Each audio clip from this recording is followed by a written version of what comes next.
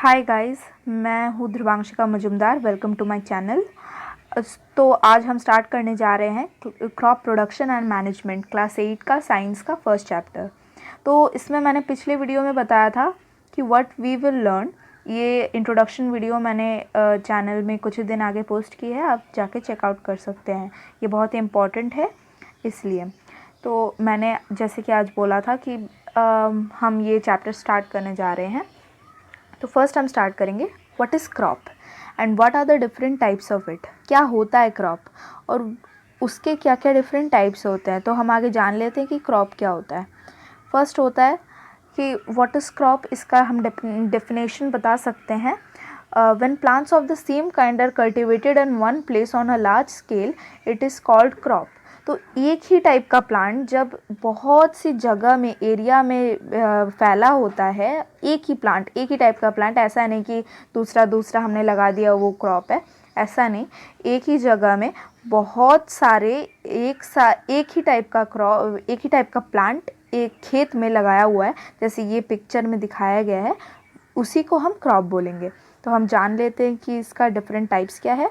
तो फर्स्ट में हम जान लेते हैं कि कैसे कैसे होता है। जैसे इसमें मैंने लिखा है कि India is a vast country. आपको पता ही होगा इंडिया काफ़ी बड़ा देश है।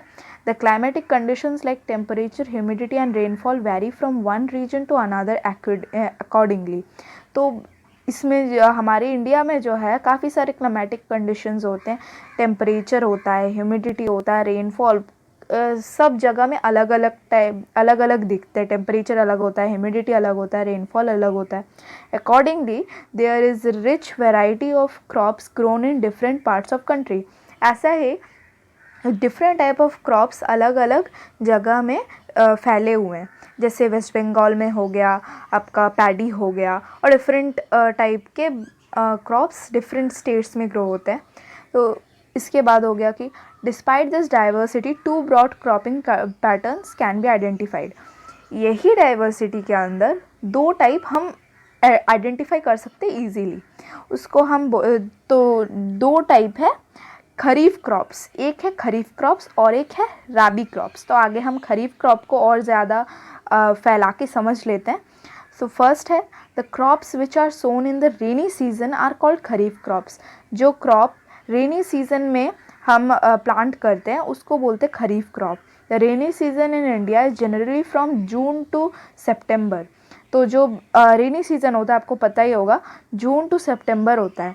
तो उसी में जितने भी क्रॉप्स उगते हैं ज़्यादातर, उसको हम बोलते हैं खरीफ क्रॉप्स। जैसे इसमें एग्जांपल के तौर में हमारे एनसीईआरटी के बुक में दिया हुआ है पैडी, मेज़, सोयाबीन, ग्राउंडनट, कोकोनट एक्सेट्रा। तो खरीफ क्रॉप्स यही सब होता है, जो the crops which are sown in rainy season. ये हमने अच्छे तरीके से समझ लिया। अब जाते हैं राबी क्रॉप्स में। तो राबी क्रॉप्स क्या होता है? The crops grown in the winter season are called rabi crops. तो जो क्रॉप्स विंटर सीजन में ग्रो होते हैं उसको बोलते हैं हम rabi crops. Their time period is generally from October to March. अभी जब विंटर सीज़न होता है उसको हम बोलते हैं कि अक्टूबर टू मार्च के बीच में विंटर सीज़न होता है। थोड़ा थोड़ा ठंडा, ज़्यादा ठंडा कभी पड़ता है, तभी होता है। राबी क्रॉप्स ज़्यादातर दिखाई देता है। तो एग्जाम्पल्स ऑफ राबी क्रॉप्स क्या क्या है? वीट है, ग्राम है, पी, मस्टर्ड एंड लिंसेड। ये कुछ एग्जाम्पल्स हैं। तो नेक्स्ट हम देख सकते हैं कि ये रहा खरीफ क्रॉप में एक राइस आ गया, और ये है पी प्लांट जो एक राबी क्रॉप में ही आ जाता है। तो अभी हम चलते हैं basic practices of crop production. तो basic practices of crop production क्या है, इसमें हम जाते हैं। Cultivation of crops involve several activities undertaken by farmers over a period of time. तो कल्टिवेशन है, कल्टिवेशन ऑफ क्रॉप्स, उसमें काफ़ी सारे एक्टिविटीज़ इन्वॉल्व हो जाते हैं जो फार्मर्स लेते हैं पीरियड ऑफ टाइम के लिए। कुछ कुछ टाइम्स होते हैं जिसमें वो सारे सेपरेटली वो सारे एक्टिविटीज़ करना होता है उनको। तो you may find that these activities are similar to those carried out by gardener or even by you when you grow ornamental plants in your house। तो आपने भी देखा ही होगा ऐसे टाइप के जो होते हैं, ये हम अपने डेली लाइफ में भी यूज़ करते हैं, मतलब डेली लाइफ नहीं, मतलब प्लांट्स में हम यूज़ करते हैं ज़्यादातर। अगर आपने बोया है, सोइंग हो गया, आपने उसमें सारे फर्टिलाइज़र्स डाले हैं, काफ़ी सारी चीज़ें आपने की हैं, वो भी एक टाइप के फार्मर्स भी करते हैं यही सब, वही इस चैप्टर में दिखाया गया है। तो दीज एक्टिविटीज़ और task are refer to as agriculture practices. तो यही जो एक्टिविटीज़ है, सारे एक्टिविटीज़, इनको हम बोलते हैं एग्रीकल्चर प्रैक्टिसेस। तो इसका मैंने नीचे एक लिस्ट दे दिया है। तो फर्स्ट है प्रिपरेशन ऑफ सॉइल, सॉइल का एक प्रिपरेशन होता है। फिर सेकंड है सोइंग, मतलब बोना, हम जो सीड्स जब हम डालते हैं सॉइल में तब उसको हम ढक देते हैं, उसी को बोलते हैं सोइंग। उसके बाद होता है एडिंग मैन्यूर एंड फर्टिलाइज़र। अभी जो मैन्यूर होता है, फर्टिलाइज़र होता है, उसको हम डाल के उसमें मिक्स करते हैं, वो और एक प्रोसेस है। फिर है इरिगेशन, मतलब सप्लाई ऑफ वाटर जिसमें डालते हैं जब हम डालते हैं क्रॉप्स में। फिर है प्रोटेक्शन फ्रॉम वीड्स। तो वीड्स मैंने आपको बताया था कि जो अनवांटेड प्लांट्स हैं उनको बोलते हैं वीड्स। तो जो प्रोटेक्शन वीड्स से प्रोटेक्शन का भी एक पार्ट होता है अलग से। नेक्स्ट है हार्वेस्टिंग। तो हार्वेस्टिंग मतलब कटाई होना, जब कटता है, सारे फसल जब कटते हैं, आते हैं घर में। फिर होता है स्टोरेज। स्टोरेज मतलब जब वो कटा, हम तो एकदम से घर नहीं ले आ सकते ना, तो वो एक जगह स्टोर होता है, काफ़ी बड़ी बड़ी चीज़ें होते हैं जहाँ पर स्टोर होता है। ये हम आगे हम पढ़ेंगे इसके बारे में। तो हम नेक्स्ट आते हैं प्रिपरेशन ऑफ सॉइल। अभी ये जो है हम विस्तार से पढ़ रहे हैं कि कैसे कैसे वो जो एक्टिविटीज़ है वो हम कैसे कैसे होता है, क्या इम्प्लीमेंट्स लगती हैं, सब हम इसमें पढ़ेंगे। तो ये है preparation of soil. The preparation of soil is first step before growing a crop. One of the most important task in agriculture is to turn the soil and loosen it. तो जो प्रिपरेशन ऑफ सॉइल है, ये first step होता है crop grow करने के लिए। तो ये बहुत ही इम्पॉर्टेंट है, ये ध्यान से समझिएगा आप लोग। ये one of the most important task है एग्रीकल्चर के लिए। जो प्रिपरेशन ऑफ सॉइल मतलब क्या है कि हम सॉइल को थोड़ा लूज़ करते हैं सॉइल में, ताकि काफ़ी सारा हवा आ सके, काफ़ी कुछ करते हैं हम। This allows the roots to penetrate deep into the soil. तो ये जो होता है, ये हेल्प करता है रूट्स को कि वो बहुत अंदर तक जाए, जो रूट्स होते हैं वो बहुत अंदर तक जाएं। The loose soil allows the roots to breathe easily and even when they go deep into the soil. अभी जो लूज सॉइल होता है, ये उनको हेल्प करता है कि वो जो रूट्स है वो भी अच्छे तरीके से ब्रीथ कर सके, अच्छे तरीके से ऑक्सीजन ले सकें। फिर होता है कि इसी में से एक क्वेश्चन बाहर आ गया कि why does the loosening of soil allows the root to breathe easily. मतलब जो सॉइल लूज होता है वो रूट्स को ब्रीदिंग में कैसे हेल्प करता है। तो इसका आंसर आपके बुक में दिया हुआ है। इसका आंसर है the लूजन soil help in the growth of earthworm and microbes present in the soil. तो जो लूजेंट सॉइल है वो क्या करता है कि अच्छे जो माइक्रोब्स होते हैं, जो अर्थवर्म्स होते हैं, उनके ग्रोथ में काफ़ी ज़्यादा हेल्प करता है। अर्थवर्म क्या करता है, उनका जो एक्सक्रीटरी सिस्टम से जो निकलता है, वो जो वेस्ट प्रोडक्ट है, वो काफ़ी ज़्यादा फ़ायदेमंद होता है प्लांट से। तो उसी के ग्रोथ के लिए हम लूजनिंग करते हैं सॉइल को। These organisms are friends of the farmer since they further turn and loosen the soil and add humus to it. तो क्या होता है कि जो ऑर्गेनिजम्स होते हैं वो काफ़ी फार्मर्स के फ्रेंड हो जाते हैं, क्योंकि एज अ टाइप, मतलब मैं ऐसे ही बोल रही हूँ कि वो एक टाइप के फार्मर होते हैं, फार्मर के फ्रेंड होते हैं। तो वो क्या करते हैं कि वो धीरे धीरे चबाने लगते हैं, जो मिट्टी होता है उसको वो और भी ज़्यादा लूजन करने लगते हैं, और उसमें जो है वो ह्यूमस ऐड करते रहते हैं। मतलब कि वो जो जैसे लीव्स गिरते हैं उसमें से, तो उसको पचाने लगते हैं। उससे पचाने से क्या होता है, एक ऑर्गेनिक मैन्योर बन जाता है, एक ऑर्गेनिक सा फर्टिलाइज़र टाइप बन जाता है, जो कि काफ़ी ज़्यादा फ़ायदेमंद है मेन क्रॉप के लिए। तो इसमें से और एक क्वेश्चन बाहर आता है, but why does the soil need to be turn and loosened. अभी सॉइल को हमें क्यों लूजन करना है, ठीक है। अभी इसका आंसर आ गया, since only a few centimetre of the top soil of soil supports plant growth. Turning and losing a soil brings the nutrient rich soil to top so that plants can use these nutrient. अभी ये देखिए बहुत ज़्यादा important line है, क्योंकि few centimetres ये होता है टॉप सॉइल का जो कि प्लांट को सपोर्ट करता है। अभी हम जब उसको खोदेंगे, उसको लूज़ करेंगे तो क्या होगा, नीचे की जो न्यूट्रिएंट्स है वो ऊपर की तरफ आ जाएंगी। अभी जो ऊपर की तरफ आ जाएगा उससे क्या होगा कि पूरे प्लांट को अच्छी तरीके से न्यूट्रिएंट्स मिलेगा, इसीलिए इतना ज़रूरी है। Thus turning and loosening of soil is very important for cultivation of crops. ठीक है, the process of loosening and turning of the soil is called tiling or plowing.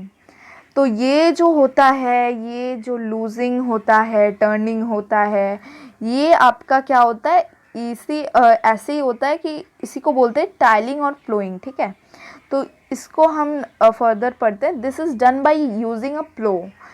तो प्लो आपने देखा ही होगा, एक बार मैं दिखाऊंगी इसके बाद, इस स्लाइड को पढ़ने के बाद तो इसके बारे में हम और अच्छे से जानेंगे। तो प्लो are made of wood or iron. जो प्लो होता है वो वुड और आयरन से बना होता है। If the soil is very dry it may need watering before ploughing. अगर सॉइल बहुत ज़्यादा ड्राई है तो उसके लिए आपको वाटरिंग करना पड़ेगा, वाटरिंग करने के बाद ही आप प्लो कर सकते हैं। The plowed field may have big pieces of soil called crumbs. अभी आपने crumbs तो सुना ही होगा, ये वर्ड आपने काफ़ी ज़्यादा सुनी होगी। crumbs मतलब जो होता है, जो हम बोलते हैं कि काफ़ी ज़्यादा एक ही जगह में एकदम मुट्ठी सा हो जाना, ऐसा, उसी को हम बोलते हैं crumb। तो वो जो होता है प्लोइंग जो होता है वो क्या होता है कि crumb जो होता है उसको तोड़ देता है। ठीक है, अभी इसमें हम थे कि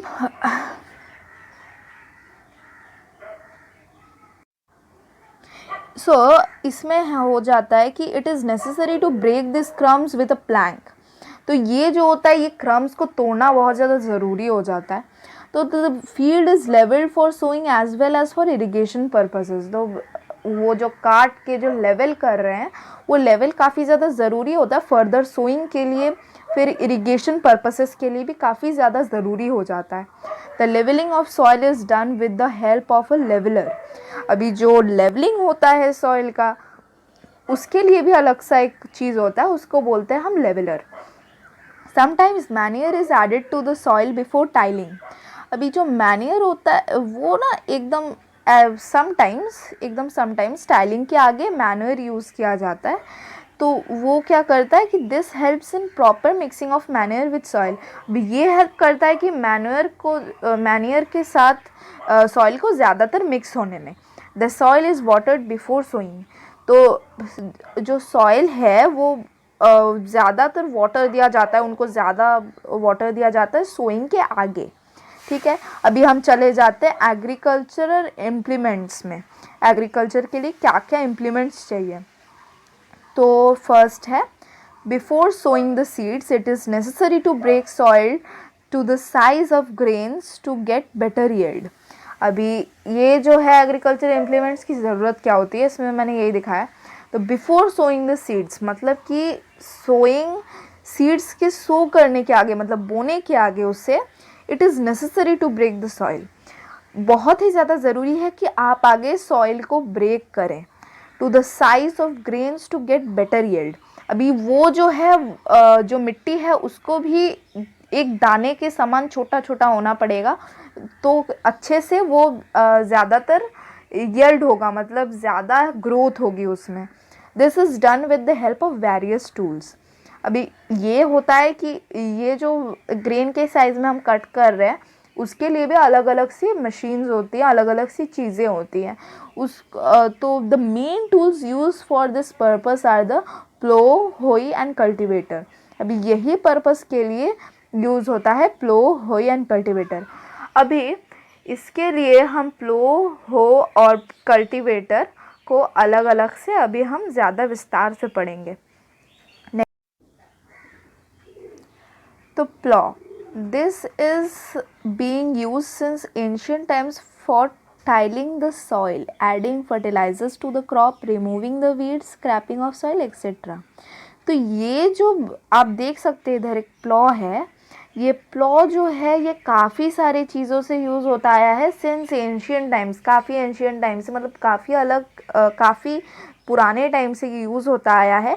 adding fertilisers to the crop, tilling the soil, ये चीज़ों में ये काफ़ी ज़्यादा ऐड हुआ है, मतलब लगभग सारे ही कामों में इसको ऐड किया गया है, मतलब यही से इसी से काम हुआ है हमेशा। This implement is made of wood and is drawn by a pair of bulls or other animals like horses, camels etcetera. अभी ये जो है इसको खींचा जाता है, आपने देखा ही होगा, आप अगर विलेज साइड में जाएंगे तो उधर आपको दिखेगा कि फार्म बुल्स जो होते हैं उनके पीछे होता है, ये लगा होता है, बीम से लगा होता है, आप देख सकते हैं स्ट्रक्चर ऑफ प्लो से वो लगा होता है। बुल्स होता है, फिर काउज होता है, हॉर्सेस होते हैं, कैमल्स होता है, अलग अलग स्टेट्स में अलग अलग एनिमल्स यूज़ होते हैं। तो it contains a strong triangular iron strip called ploughshare. अभी इसमें आप बहुत ध्यान से देखिए इस स्ट्रक्चर को, ये जो है इसमें देखिए ट्रायंगुलर टाइप एक आयरन स्ट्रिप है, उसको बोलते हैं प्लोशियर। वो मेन पार्ट, फिर ये बहुत ही ज़्यादा स्ट्रॉन्ग होता है, ये काफ़ी ज़्यादा स्ट्रॉन्ग होता है, ठीक है। अभी इसके बाद हम जाते हैं, there is a handle, the main part of the plow is long log of wood which is called a plow shaft। ये आप देख सकते हैं कि एक लंबा सा जो लॉन्ग लॉग ऑफ वुड देख रहे हैं आप, जो प्लॉशेयर के पास प्लॉशेयर को होते हुए परपेंडिकुलर से जा रहा है, वो उसको बोलते हैं प्लॉ शाफ्ट।